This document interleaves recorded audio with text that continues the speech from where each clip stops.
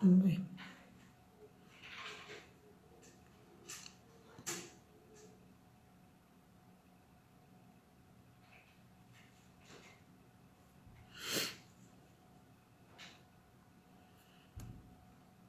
Oi, Carla. Oi, Dalit. Lucas. Agora deixa eu ver se a Karina vem. Então,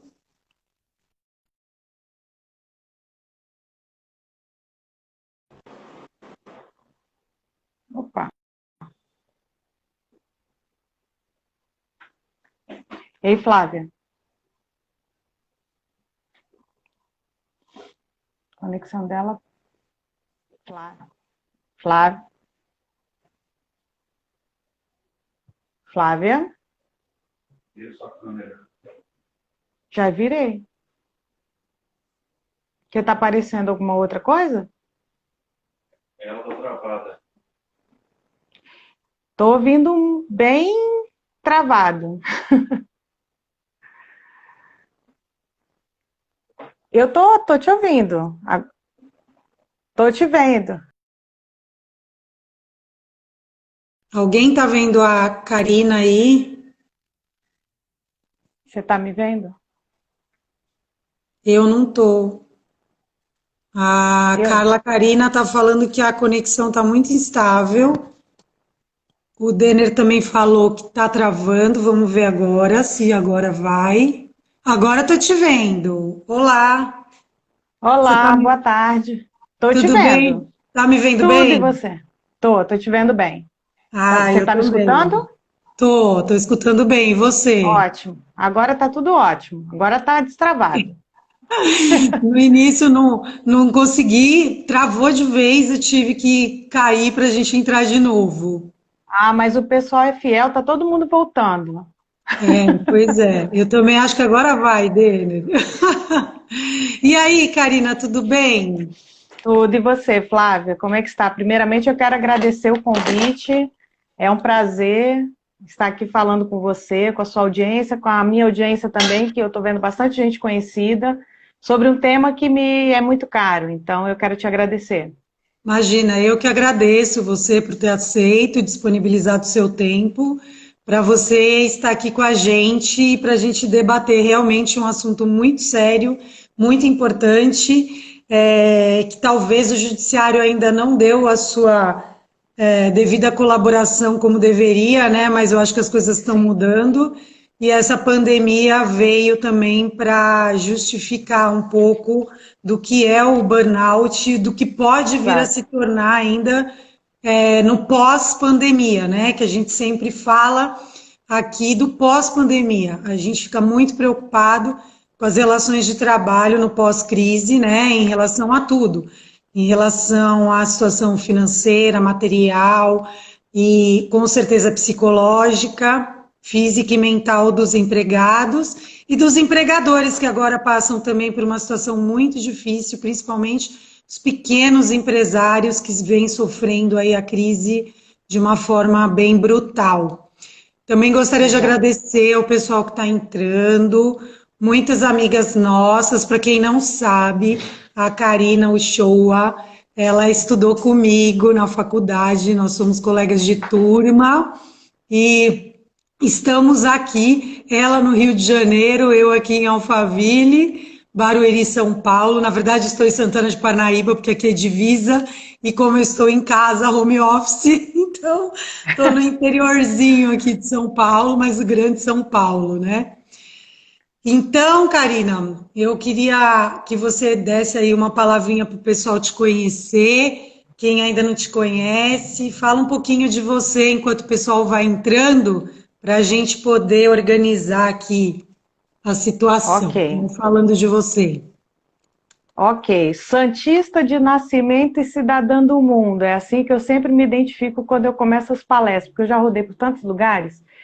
Eu me formei em Direito com a Flávia e com várias colegas que hoje estão aqui assistindo a gente. Eu quero agradecer também a participação de todo mundo. E depois que eu me formei em Direito, eu resolvi que eu não iria ser advogada. E esse grande dilema me acompanhou por alguns anos, até que eu resolvi entrar na área acadêmica, onde eu estou já há 16 anos. E dentro desse processo acadêmico, eu tive a oportunidade de ser professora na área de direito, na área de sistemas de informação, de comunicação, enfim, eu trilhei por vários caminhos, até que um dia eu fui assediada moralmente. E eu transformei a minha dor em uma pesquisa. Eu fui para a Argentina fazer uma pesquisa sobre assédio moral, porque lá na Argentina a gente já tem um caminhar, digamos assim, um pouco mais adiantado do que no Brasil. Fui durante 2 anos para a Argentina em vários períodos para estudar na Universidade de Buenos Aires e fazer pesquisa. E desde então eu tenho contribuído, espero estar contribuindo para as pessoas que sofrem assédio como eu sofri, para compartilhar esse conhecimento, porque, como você bem falou, é uma coisa relativamente recente e o assédio tende a se intensificar por conta da pandemia. Então, é uma preocupação para nós, pesquisadores, como é que vamos lidar com isso agora na sequência, durante e na sequência, porque eu já tenho tido várias denúncias, então a gente precisa saber como lidar com isso. E durante a nossa exposição a gente vai saber o motivo pelo qual essa preocupação é tão evidente. Muito bem. Parabéns por todo o seu trabalho. Eu tenho acompanhado você já tem um tempo e suas palestras, né? Apesar que a gente não conseguiu se encontrar pessoalmente, infelizmente É você veio para São verdade. Paulo. No dia que você veio, eu não pude comparecer. Uma pena. Agora, com toda essa situação, a gente não sabe quando que a gente vai se encontrar. Mas, se Deus quiser, vai ser em breve. A gente está programando novos Deus projetos quiser. aí, né? E vai dar tudo certo. Espero e agradeço mais uma vez você estar aqui, contribuindo e colaborando com a gente nas suas pesquisas, falando o que vem acontecendo. E eu, por sua vez, vou falar, por minha vez, né? Vou falar um pouquinho do judiciário, das questões trabalhistas em processos, como que as empresas podem se calçar para não incidir aí em processos com danos morais relativos ao assédio, né, moral em relação ao burnout. Hoje nós vamos falar só de burnout, porque se a gente abrir o leque de assédio moral e assédio sexual, a gente fica aqui por mais umas 5 horas no mínimo, né? Porque tem conversa, Sim. tem jurisprudência, tem entendimentos para todos os lados. Então a gente vai falar um pouquinho aí com vocês sobre a questão mais primordial, que é realmente a questão psíquica, né? O que afeta os funcionários, aonde que as pessoas são perseguidas, né? Como a gente fez a chamada aí, se você se sente perseguido com metas inatingíveis, enfim, você vai ouvir um pouquinho aqui de nós sobre as questões. Eu também, para quem não me conhece, para quem é aí telespectador da Karina, eu, como ela falou, nós fomos colegas de turma, santista também, de natureza, e agora São Paulo me acolheu aí já tem um tempo, né? Já tem pelo menos 15 anos que eu estou por aqui, São Paulo e Alphaville, e atuo há 20 anos como advogada. Eu, ao contrário dela, escolhi essa profissão, a profissão me escolheu, né? Eu acredito que Isso. ambos, porque eu não sei fazer outra coisa, só sei advogar, desde sempre advogando, estou com as minhas colegas aqui, olha lá, a Eriquinha entrou também, a Gláucia, Carla Karina, a Luciana, estou vendo bastante gente aqui da Unisantos, beijo para vocês, e como a gente diz aqui também, a gente trabalhou e estudou com muitas pessoas. Então, Karina, vamos começar aí nosso debate, que a gente tem bastante coisa para falar. Vamos ver se vai dar tempo nessa 1 hora. Mas a gente preparou um material bem bacana para vocês, né? Eu queria saber primeiro, Karina, o que é, para quem não sabe, né, o que é a síndrome de burnout? Resumidamente, o que você poderia falar o que é a síndrome de burnout? Bom, a síndrome de burnout é um esgotamento psicológico, a gente costuma dizer, né? E isso atinge não apenas a psique do indivíduo, mas atinge também o corpo. Então tem um desdobramento. E a gente sabe, hoje, com as pesquisas, que essa síndrome ela tem uma relação direta com o trabalho. Então, a primeira vez que se ouviu dizer a respeito de burnout, nem era esse nome necessariamente que as pessoas chamavam. Eles costumavam chamar de estafa. E era o nome mais comum naquela época, e eu estou falando aí de pesquisas que começaram, iniciaram finalzinho da década de 60, início da década de 70, e nós tivemos essa configuração, esse desdobramento relacionado com o trabalho e passou-se a estudar essa síndrome de burnout. Então, essa síndrome é uma síndrome de esgotamento extremo, ao contrário do estresse. O estresse ele pode ter uma ou outra relação, o burnout ele tem relação com o mundo laboral, com o mundo do trabalho. É uma síndrome que acomete uma grande parcela de pessoas no mundo inteiro. Tem algumas características, como, por exemplo, a dificuldade que a pessoa tem de resolução de conflitos e ela acredita que a culpa não é da outra pessoa, é dela, ou como muita gente às vezes sente, eu tô com um pouco de dor no coração, acho que eu vou ter um infarto. E isso pode ser algumas das características físicas. Tem gente que sente falta de ar, tem gente que diz que está com síndrome do pânico, por exemplo, e pode ser burnout.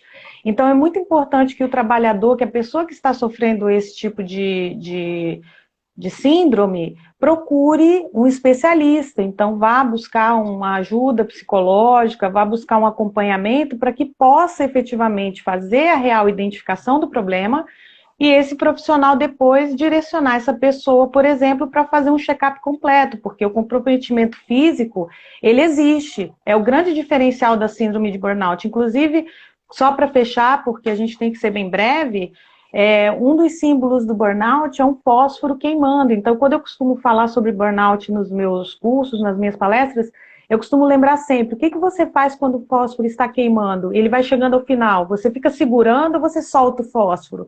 É o sentimento que as pessoas têm quando tem o burnout. Muito bom. Então, é uma síndrome de esgotamento profissional. Ela está intimamente ligada às relações de trabalho.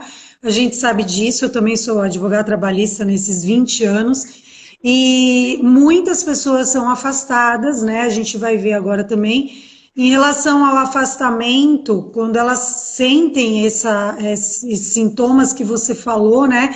E os principais sintomas aqui que a gente vê são dor de cabeça frequente, insônia, falta de concentração, sentimento de fracasso e insegurança, alterações repentinas de humor, pressão alta, dores musculares, problemas gastrointestinais, alterações dos batimentos cardíacos, né, que você falou, parece que está tendo um infarto, depressão nos casos mais graves. Então, de início, as pessoas, como você também disse, bem colocado, elas começam a achar que a culpa é delas, começam a achar que elas estão com algum problema e aquilo pode ser que não é relacionado ao trabalho, que pode ser alguma coisa pessoal, financeira, mas no fundo, depois que ela busca o tratamento, é constatado que o que desencadeou realmente a síndrome é a questão do trabalho, é a questão laboral, seja ela no ambiente, seja ela por perseguição, né, de superiores, enfim.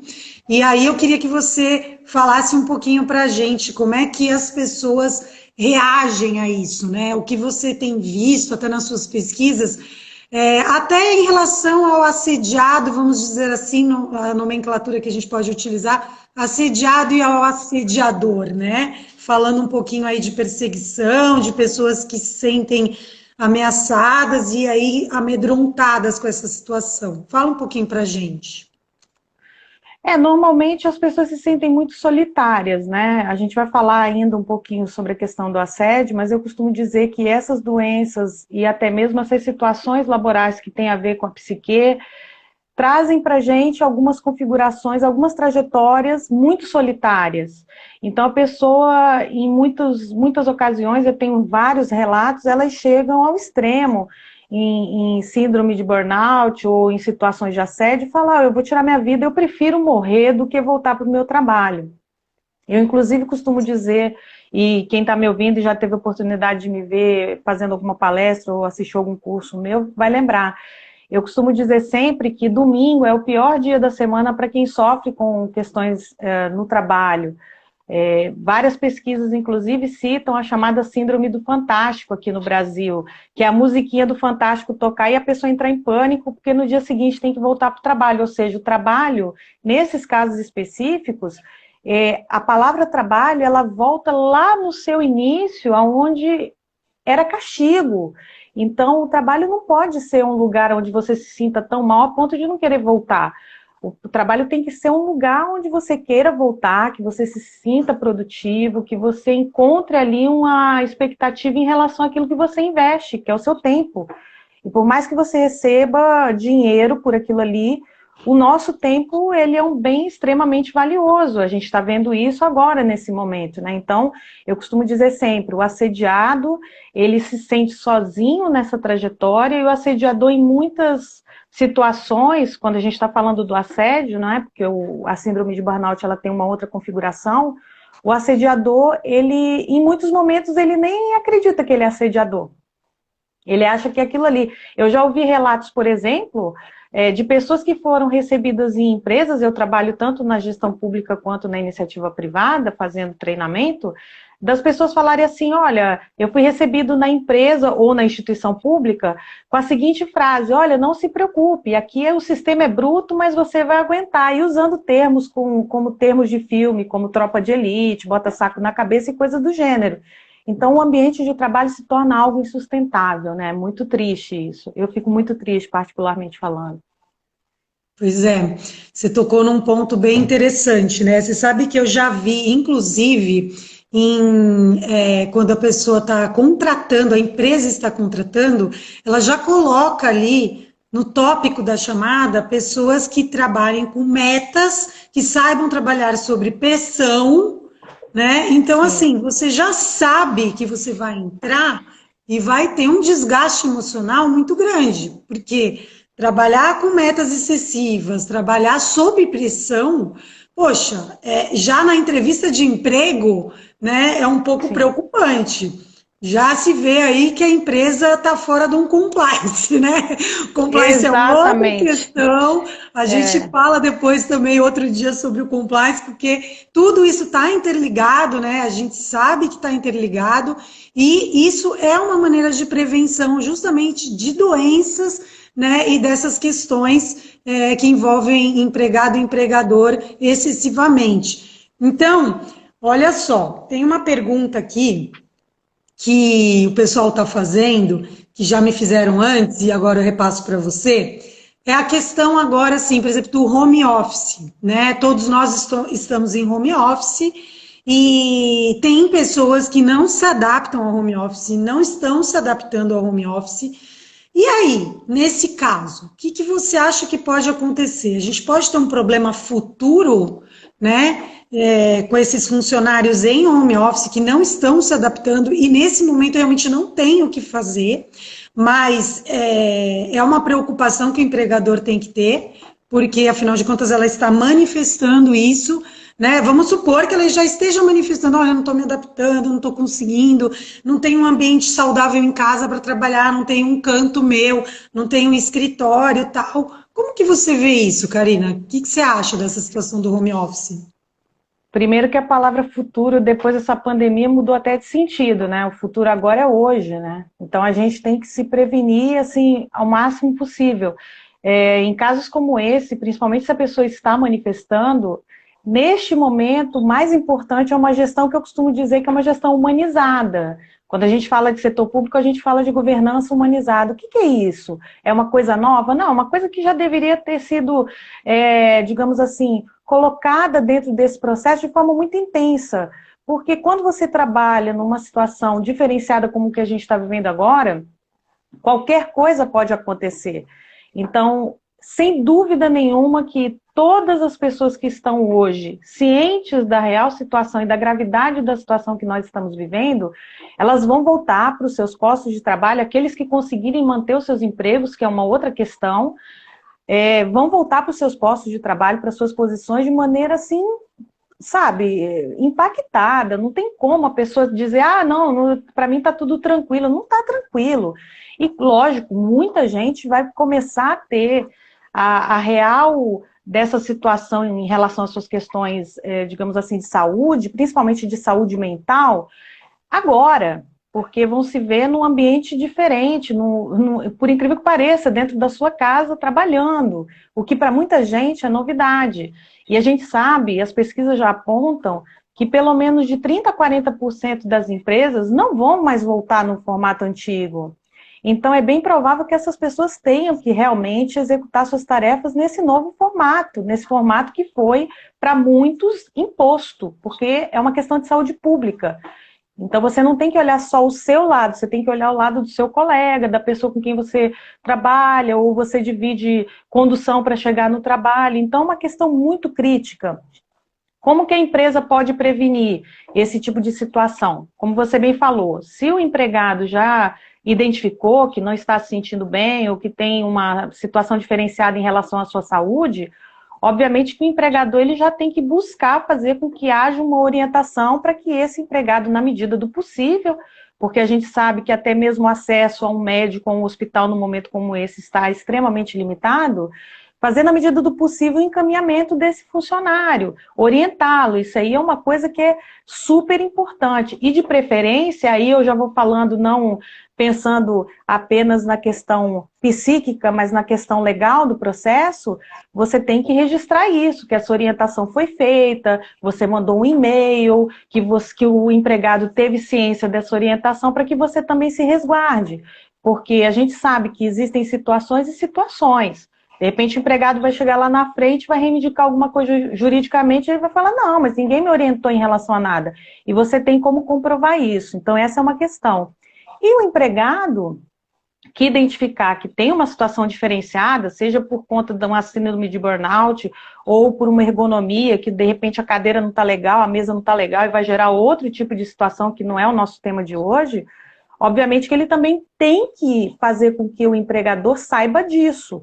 Porque ninguém estava preparado para de uma hora para outra ter um escritório dentro da sua casa. A gente tem pessoas que, por exemplo, estão trabalhando dentro do banheiro, porque tem mais silêncio, estão trabalhando na mesa da sala e por aí vai. Então, são várias situações que a gente tem que analisar e cada caso realmente, como dizem os advogados, cada caso é um caso. Cada caso é um caso, exatamente. E é uma situação muito preocupante mesmo, essa questão toda, né, de segurança e medicina do trabalho, porque justamente cadeira, a ansiedade, a internet que falhou na hora que não podia falhar, porque você estava mandando um e-mail, porque você estava numa conferência, porque você não podia cair. E você, enfim, essa ansiedade também, não é porque a pessoa está em casa, e hoje eu ouço isso de muitos, além de muitos colegas, clientes, falam assim, gente, eu estou trabalhando mais, eu mesma, tá? Eu estou trabalhando mais do que eu trabalhava no escritório. E é verdade, sim, porque as pessoas, elas não têm mais o limite de horário, elas não têm, é o que você falou, às vezes o silêncio só chega de noite, porque você está dividindo tarefas domiciliares, né? Junto com o marido, com o filho, com todo mundo. Tarefas de casa, né? O almoço tem que parar 2 horas, porque além da uma para comer, você tem uma para fazer. Enfim, é uma situação muito esquisita que está todo mundo vivendo, e isso gera também uma ansiedade em todo mundo, né? A gente até havia comentado dos nossos problemas pessoais, né? E para quem sabe, a maioria que está aqui sabe, né? Que eu tive um infarto no início do ano, e a gente até comentou. E eu, por exemplo, que sou autônoma, que tenho o meu próprio escritório, né? E não estou sendo perseguida por ninguém, estou sendo perseguida comigo mesma, né? Na verdade, eu imponho as minhas metas, eu fico ansiosa e isso me causa um estresse psicológico. Eu sei que é excesso de trabalho, né? Eu sei que a gente fica muito ansioso. Então, são questões, só que a gente vai ver agora que a empresa, né, o empregador, ele tem uma responsabilidade civil para com o empregado, né? Então, a gente vai ver também essa questão jurídica, ele tem uma responsabilidade civil para isso, tem que indenizar, e eu, né? Quem vou ser indenizada por quem? Sou eu mesma, então a gente também tem que aprender a mudar um pouco a nossa rotina, a nossa vivência. Só que às vezes isso, por um lado é bom, por um lado não é, porque eu, sendo dona de mim mesma, vamos dizer assim, eu consigo fazer isso. Agora, o empregado não tem opção, é o que você falou, às vezes é imposto uma situação.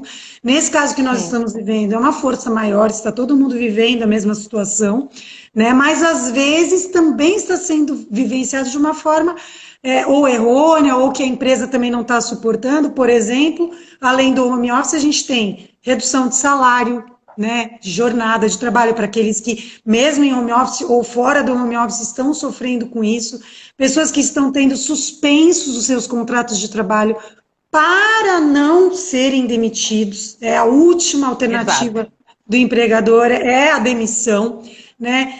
Então a gente vem fazendo uma linha do tempo de um funcionário que foi colocado em férias. Vamos falar um pouquinho assim rapidamente das medidas provisórias que foram implementadas e implantadas goela abaixo para todo mundo, né? Então foi férias iniciais, depois das férias, o funcionário volta e fala assim, agora você está em home office, porque não, né, todo mundo tem que ficar em casa, ok, mas eu, como você falou, eu não tenho estrutura, meu trabalho não é home office, não é em home office, eu não tenho como fazer o meu trabalho, não estou me adaptando, tenho filhos pequenos, ninguém para eu prefiro voltar para a empresa. Ah, então nós vamos reduzir sua carga de jornada de trabalho, né?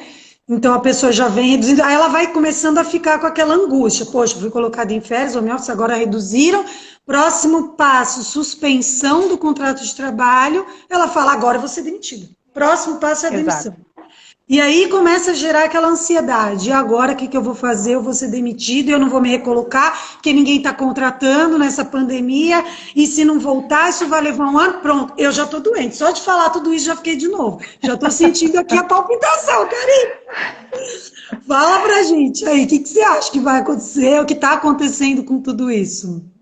Eu vou usar uma expressão que eu ouvi recentemente de uma pessoa que eu admiro bastante, que é o Carlos Ferreirinha, e ele costuma sempre ser questionado, porque ele é consultor de tendências, aí ele sempre responde o que eu vou responder para você agora. O futuro realmente a gente não tem como avaliar, a gente tem como prevenir algumas situações. Não é o que se diz, é o como. Na comunicação não violenta a gente fala muito sobre isso. Não é o que você diz, é o como.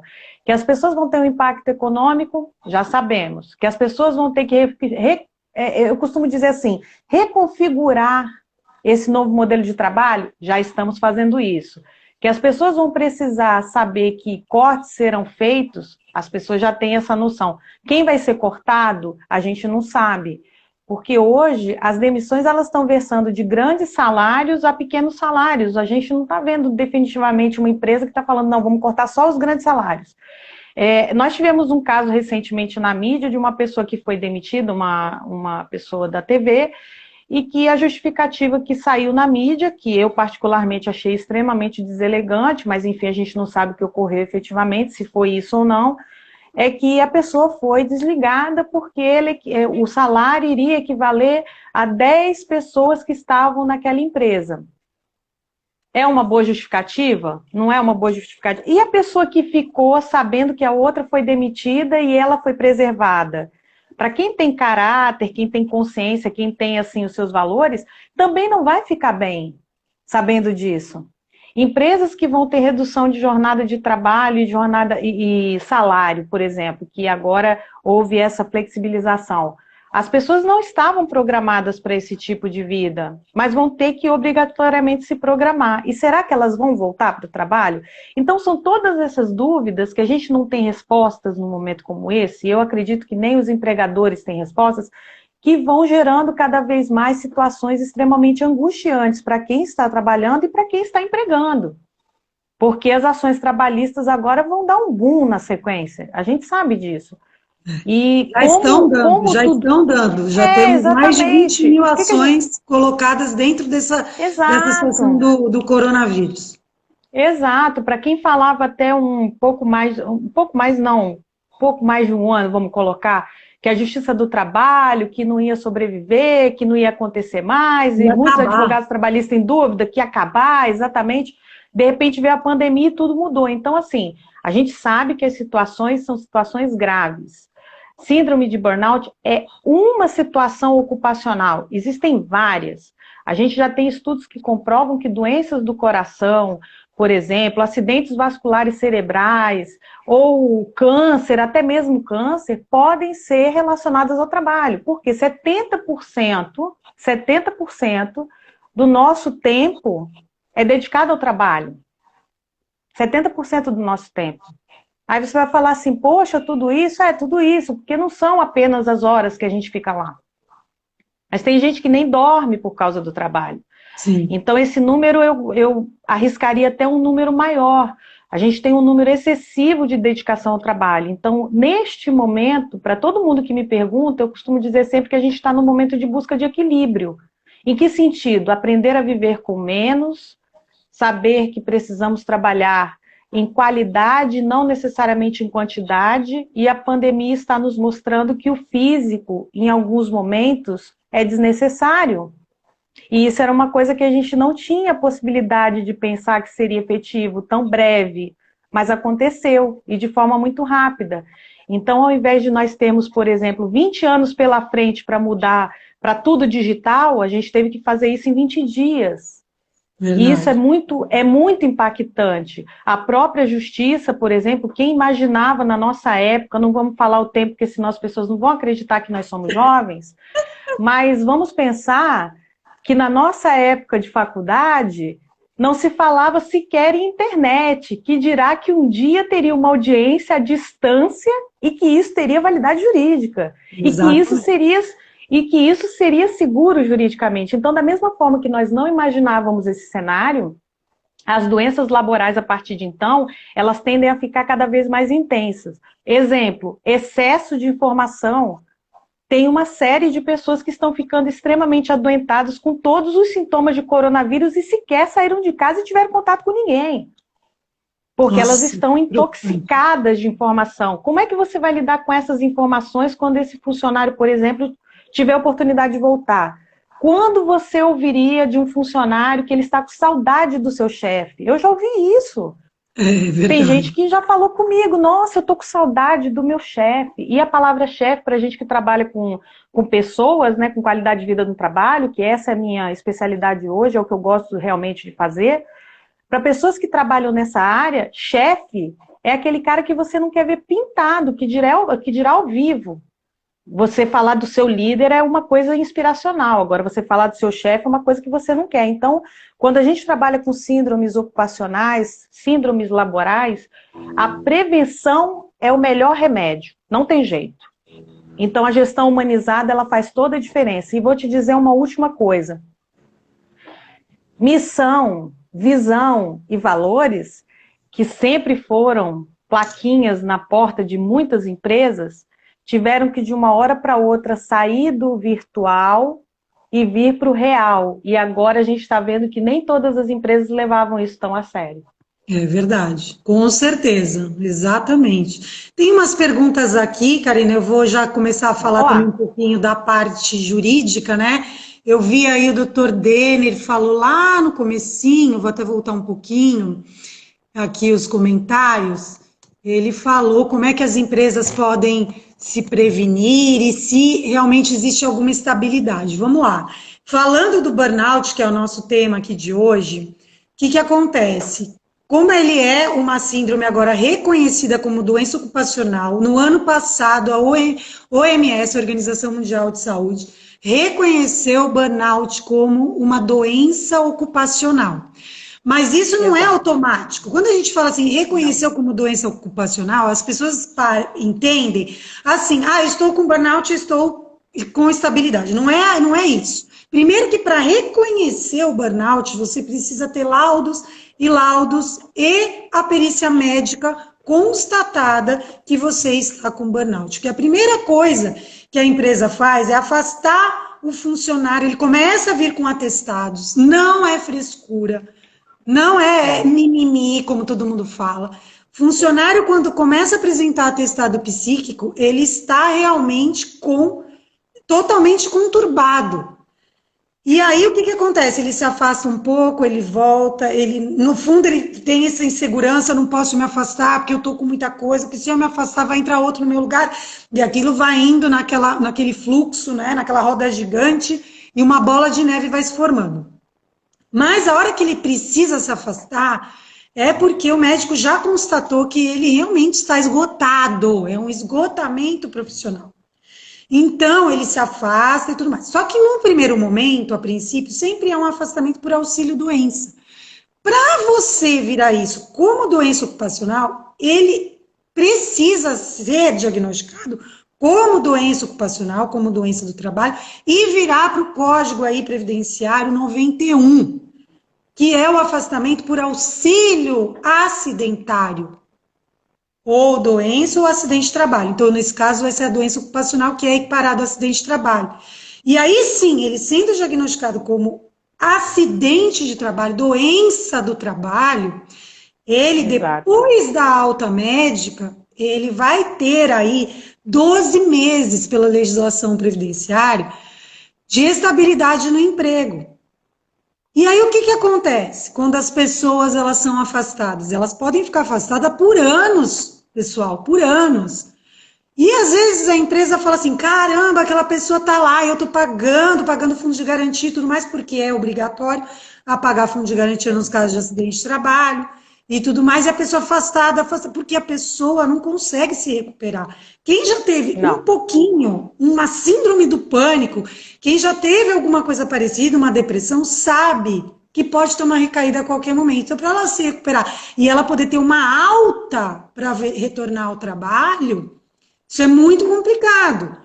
Aí, tudo bem, vamos pular toda essa etapa, falar que a pessoa ficou anos afastada, e aí, de repente, as pessoas nem lembram mais dela, teve gente que já mudou, a empresa fez uma fusão, aí quando ela volta para uma outra empresa, ela é outra pessoa, a empresa é outra, as pessoas são outras, e aí ela teve uma alta médica e fala, então, agora você está apta a voltar ao trabalho. Isso que o INSS disse, lá a perícia, o médico do trabalho, ela foi, passou pelo médico do trabalho e falou a mesma coisa. Sim, ok, você está apta a voltar. Ela volta. Na primeira semana, ela começa a sentir tudo de novo. Começa a dar aquele negócio, e depois ela vê o mesmo chefe, né? Como você disse, o chefe, não é o líder, é o chefe. Todo mundo mudou, menos ele. E aí, vale a pena essa pessoa voltar numa estabilidade de 12 meses para ambos os lados, tá? Eu não estou puxando sardinha para o lado de ninguém aqui. Eu estou sendo imparcial e estou falando tanto de um lado quanto do outro. Eu, particularmente, tenho uma opinião. Eu não acho saudável o retorno dessa pessoa, mas ela tem a estabilidade. Ela tem o direito legal de voltar para a empresa e ficar 12 meses no seu trabalho. Porém, a legislação, ela dá também a oportunidade de se fazer essa estabilidade de forma indenizada, né? Você pagar esses 12 meses de forma indenizatória para que ela não retorne. Só que isso não é imediato. E aí o que acontece? Ela vai ter que voltar. Aí ela volta, ela se afasta de novo ou não, ela fica com aquele medo, ela já não está trabalhando mais, às vezes ela foi realocada, porque no mesmo lugar ela não podia voltar, às vezes eles realocam justamente porque o que ocasionou o burnout para ela foi o chefe, né, constatado que foi aquele ambiente que ela trabalhava, enfim, e ela é realocada em outro local, mas ela não se adapta, aquilo não é mais o mundo dela, não pertence mais a ela. E aí ela pede demissão. Se ela pedir demissão, ela perde os 12 meses de estabilidade. Olha como a situação é gravíssima. Né? E às vezes, eu não digo, nem estou generalizando aqui, a justiça do trabalho, às vezes, ela é cruel. Ela também não enxerga esse lado, porque nós não somos médicos. Nós não somos psicólogos, não somos psiquiatras, nada. Nós somos operadores da lei. Né? Cada um no seu quadrado, juiz, advogado, mas enfim, nós somos os operadores da lei. E é claro que você vai forçar uma situação e vai falar, olha, eu vou ter que entrar com uma rescisão indireta, porque assim, ela continua não podendo naquele ambiente de trabalho. Enfim, já vi várias decisões, tenho várias jurisprudências aqui, quem tiver dúvidas depois pode me chamar até para debater esse assunto juridicamente, às vezes alguém com esse problema também. Eu tenho várias jurisprudências da pessoa que pediu demissão e ela foi depois, né, pela justiça, retornou e virou rescisão indireta, não demissão, porque foi visto que ela foi obrigada a pedir demissão, porque ela não teve opção. Ou ela morria, como você disse, tem gente que pensa em suicídio, né? É o extremo da situação. Ou ela pedia demissão e falava que se dane, eu vou jogar tudo para o alto e eu não quero saber. Mas depois, friamente, né, ela conversando juridicamente, ela vê que ela não precisava pedir a demissão, porque o problema não era dela. E aí sim, o empregador não foi cauteloso a ponto de se sensibilizar que aquela situação para ela estava muito difícil. Às vezes o empregador, infelizmente, vê, eu atuo muito mais com empresas, mas infelizmente, às vezes o empregador vê essa situação como frescura, como, tá pendurado, tá no cabide de emprego porque eu tô pagando para ficar em casa. Não é assim. E realmente tem caso a caso. Tem gente que se aproveita, como todo mundo, se aproveita da situação, mas a maioria, a grande maioria, a gente vê até nas suas pesquisas, você pode falar muito melhor do que eu, que não é, que é verídico e que adoece, que tem gente que morre por causa disso. Então é muito sério, é muito grave e tem todo um contexto por trás, tem uma família por trás, né? Aquela situação. Eu já tive, sim, também amigas. Tive uma pessoa que fez pós comigo, não sei se ela está nos assistindo, ela até nos parabenizou pela live, ela falou que se pudesse, ela entraria, até debateria algumas coisas, porque para ela é muito difícil falar sobre isso. Ela levou quase mais de 5, 6 anos na justiça, quase 10 anos da vida dela vivendo a situação do burnout, vivendo uma perseguição no trabalho, até tudo se resolver. E ela saiu desse mundo, ela não quer mais ouvir falar. Quer dizer, pessoas que largam as suas profissões por conta dessa situação, né? Que foi outro debate que a gente fez também. Pessoas que simplesmente largam, falam, não querem mais. E é uma situação que fica para o resto da vida. Uma marca fica, né, Karina? Você pode falar melhor que fica uma marca, não? Eu costumo dizer que é uma dor invisível e do cotidiano. A gente está passando por isso de uma forma muito intensa. Então, independente se a gente está falando da questão da síndrome de burnout, independente se a gente está falando da questão do assédio, que aí a gente já tem uma configuração, digamos assim, mais voltada para uma questão jurídica a ser discutida, a gente sabe efetivamente que as pessoas, na maioria das vezes, elas não querem voltar, elas não querem não, elas não têm condição de voltar. Não é nenhuma questão de querer ou não querer. É uma palpitação só de pensar que vai ter que voltar, aí dá aquela falta de ar, aí não sente as pernas. Eu conheço pessoas que já falaram assim, eu tive um AVC e não era, entendeu? Na verdade, era toda uma questão que envolvia o retorno ao trabalho.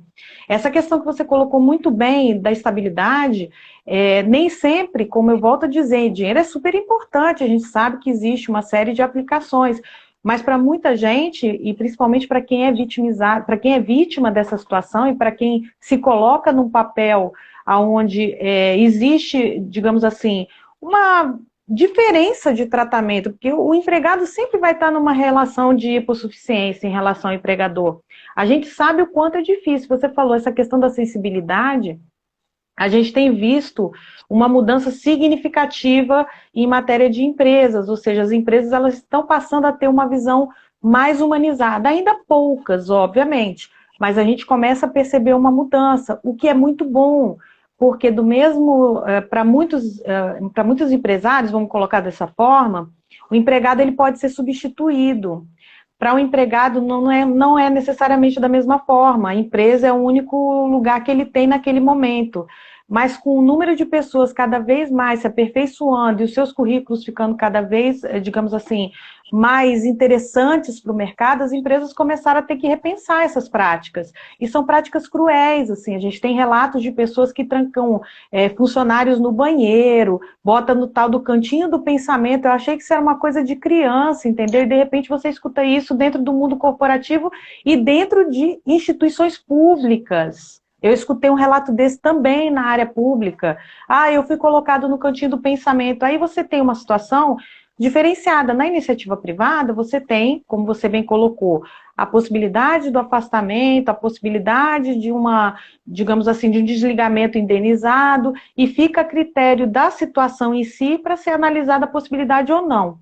Na esfera pública, por exemplo, a gente tem, em muitos casos, afastamentos por conta de questões psiquiátricas, porque quem vai procurar um apoio nesse sentido já sofre um preconceito gigantesco.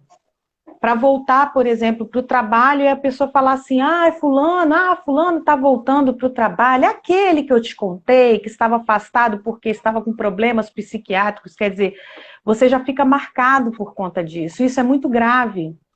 E essa marca, ela não sai, não é igual um braço que você quebra, que você coloca no lugar e que vai voltar, não, não é.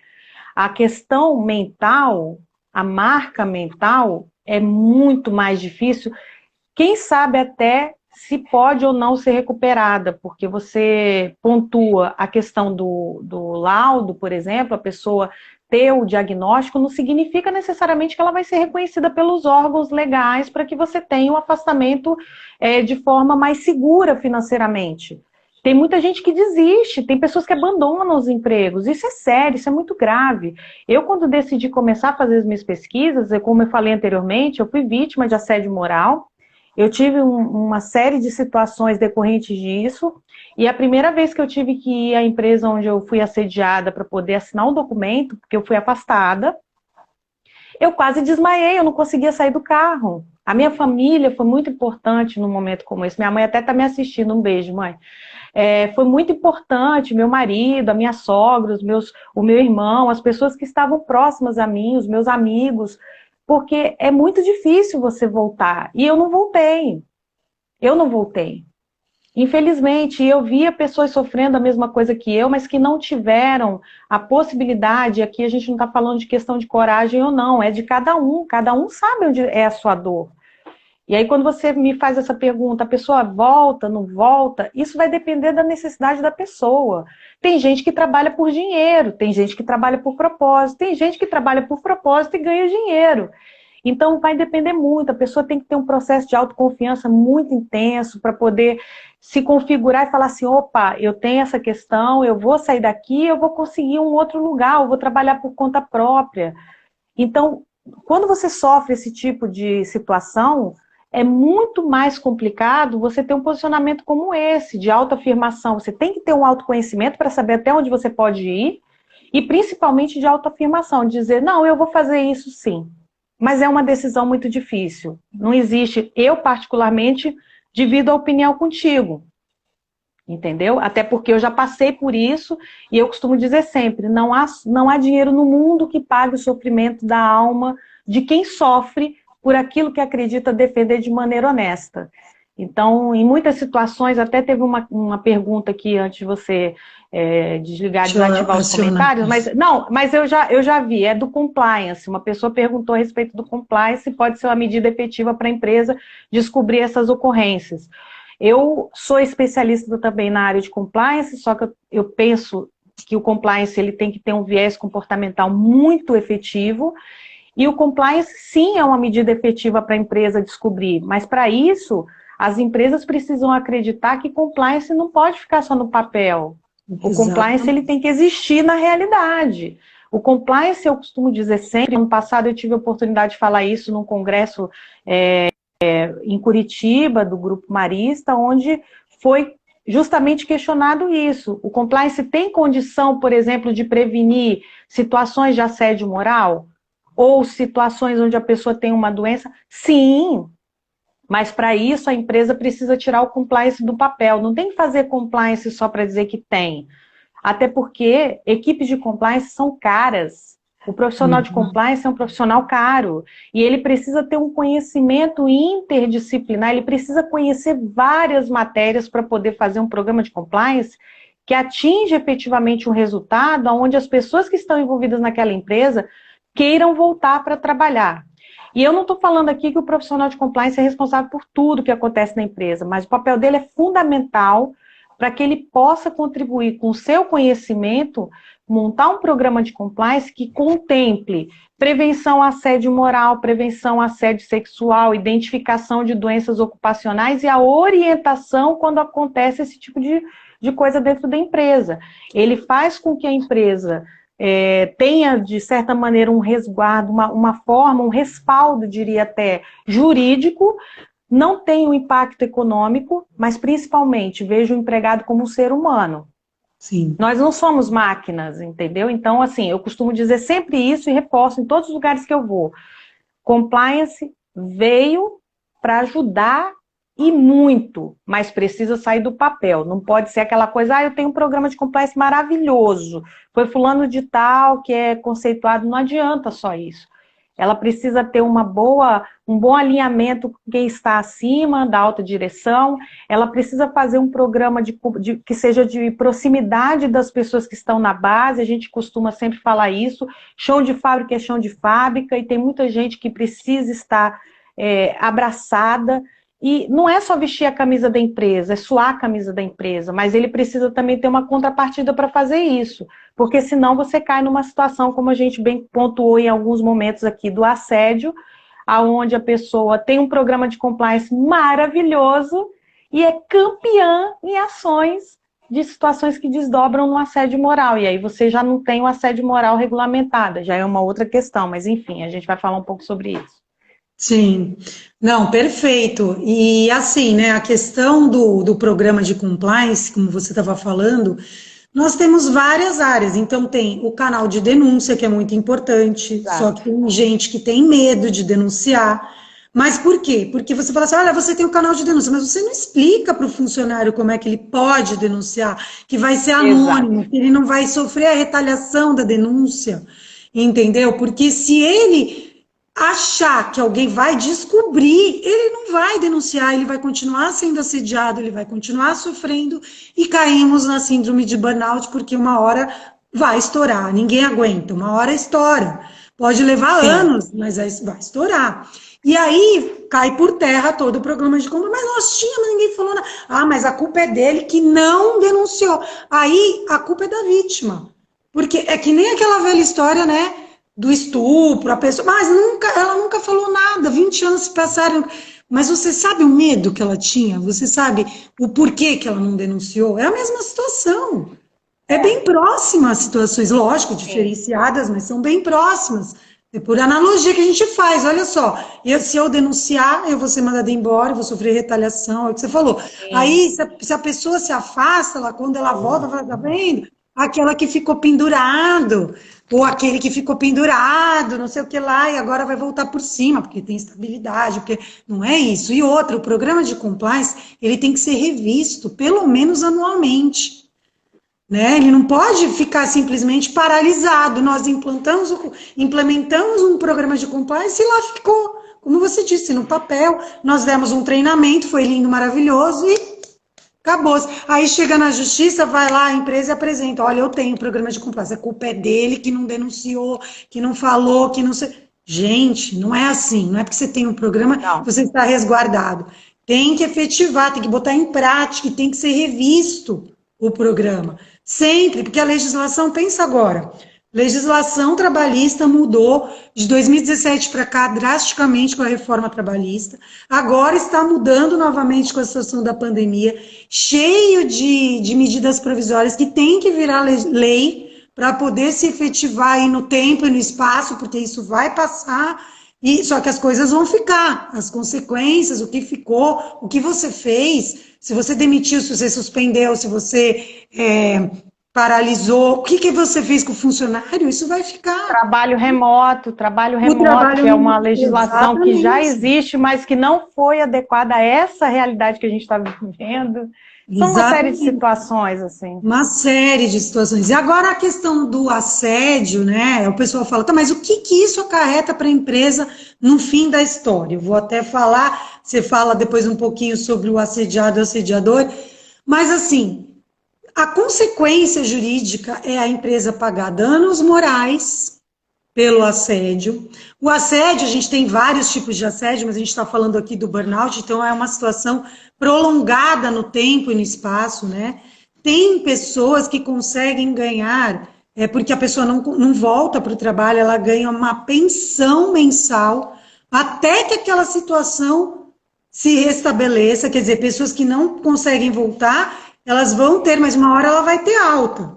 Né? Isso é uma outra questão, se ela vai receber do INSS, se ela vai ser colocada em aposentadoria por invalidez, isso é uma outra questão. Mas para o empregador, ele tem responsabilidade civil, sim. Ele foi, a síndrome de burnout, como a gente falou no início, ela é decorrente de uma situação do trabalho, ela é uma doença ocupacional agora, né, eleita como uma das doenças ocupacionais. Então, o empregador tem responsabilidade, sim, vai pagar pensão, seja lá como quiser chamar o nome, pensão até a situação, às vezes até vitalícia, não se sabe qual foi o finalmente da história. Geralmente não é, mas paga-se uma pensão além dos danos morais. Então, é o dano material e o dano moral. Nós temos agora a questão do dano extrapatrimonial, que eles juntam as duas coisas, que veio com a reforma trabalhista, então tem os valores, mas a gente não vai adentrar o mérito dessa questão, porque isso é outra. Tem muita coisa para falar aqui de dano moral, né? E a gente tem muitas questões. Mas, enfim, é essa situação que vai acarretar. E tem processos que chegam a ser, como a gente diz aí, milionários, dependendo do porte da empresa, com o grau do que aconteceu com o funcionário, é um impacto muito grande financeiramente para a empresa. Né? Mas não há dinheiro no mundo que pague isso, você pode também falar melhor do que eu, uma pessoa que é afetada por burnout ou qualquer síndrome psicológica atingida pelo trabalho. Não há dinheiro no mundo que pague. Então, as indenizações ainda são poucas, ela nunca vai ser justa. Né? O empregador vai sempre achar que está pagando muito, o funcionário vai sempre achar que está recebendo pouco, porque aquilo atingiu o íntimo dele, né? Atingiu o físico, mental, psicológico, tudo que pode imaginar dentro de uma pessoa. E a gente está falando aí da dignidade da pessoa humana, que é uma garantia constitucional, e que não tem preço. No fim da história, não tem preço. Né? Na verdade, Flávia, a gente percebe assim que o assédio moral ele é tratado no Brasil de uma forma muito, eu diria até secundária. Não tem realmente a relevância, ele não é reconhecido. Né? Não é reconhecido. A gente tem um monte de projeto no Congresso já há muitos anos, tem um bem conhecido de 2001, não vou citar de quem, porque já passou na mão de muita gente. E o ano passado, no mês de março, eu fiz uma palestra e eu me recordo que no dia da palestra eu falei, ai gente, que bacana, o projeto passou na Câmara de assédio moral, e nem era um projeto, no meu entendimento, enquanto pesquisadora, que contemplasse todas essas situações que a gente colocou aqui, de uma maneira até, digamos, rápida, porque o tempo não nos permite tanta profundidade, mas quando você trabalha a ideia de uma possibilidade de legislação, agora nós temos, hein? Não tem problema não, a gente fala rapidinho, mas quando a gente tem uma situação gravíssima como essa, que você trabalha a ideia de um projeto que sequer foi ainda efetivado, a legislação em matéria de assédio moral são pulverizadas por estados e na maioria das situações, eu diria até na totalidade, no presente momento, para servidores públicos. Na iniciativa privada a gente tem pouquíssima coisa. Então esse projeto viria até para trazer alguma segurança. Não temos. Então você falou muito bem, você vai buscar o dano moral, você vai buscar outras alternativas. Eu vou processar o cara por calúnia, por difamação.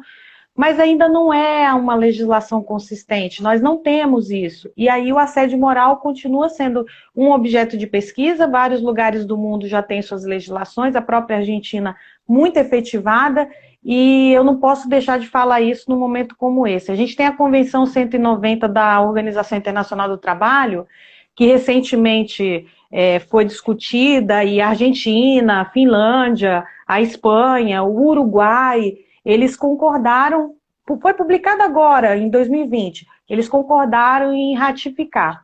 O Brasil não se posiciona, podem entrar lá no site da OIT, vocês não vão ver, vai até 189, no 190 não tem, sabe por quê? Porque, infelizmente, isso é triste eu falar, mas infelizmente o Brasil, pelo número excessivo de condenações nas cortes internacionais do trabalho por conta das situações como trabalho escravo e tantas outras, e até mesmo assédio moral, eu não vejo a mínima possibilidade do Brasil ratificar. Se isso acontecer, vai ser uma coisa muito extraordinária. Eu gostaria muito, porque a gente tem uma força da Organização Internacional do Trabalho atuando para que a gente tenha uma legislação que proteja não apenas o trabalhador, mas até mesmo o dono da empresa. A segurança de que ele vai ter um limite. Você colocou muito bem essa questão das indenizações, são pequenas. Nós tivemos um caso emblemático, não vou citar a instituição, de uma pessoa que era funcionária e que abortou dentro do banheiro da instituição por assédio moral. Teve gravíssima situação e a indenização dela foi um negócio assim, Se vocês quiserem, depois vocês procuram na internet, que esse caso é emblemático. Não vou citar aqui qual foi a instituição, mas é conhecidíssima. E a pessoa perdeu o filho. Qual é o preço de um filho? Qual é o preço da vida? Essas são questões, como você bem falou, que tem a ver com a dignidade do sujeito. E isso não tem como você vai dar um valor, digamos assim, para não dizer que não tem como avaliar, mas valorar efetivamente 50%, e aí esse é dado oficial, subnotificado mais 20%, 50% dos profissionais já sofreram assédio moral. Eu, enquanto pesquisadora, pelo que eu já tive a oportunidade de ver, com coisas que eu já li do mundo inteiro, esse número vai para 80%. Mas sabe por que não temos dados efetivos?